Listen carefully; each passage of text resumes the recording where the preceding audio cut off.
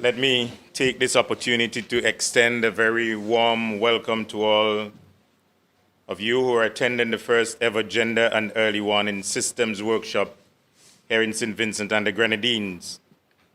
Over the next day and a half, I want you to consider gender and vulnerable groups as a cross-cutting theme that must be embedded throughout all aspects of disaster risk reduction, of which early warning systems is a key component.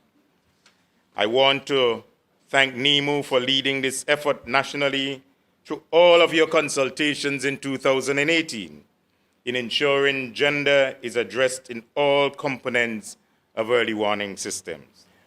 What we discuss here at the national level will also feed into the regional framework for the development of early warning protocols.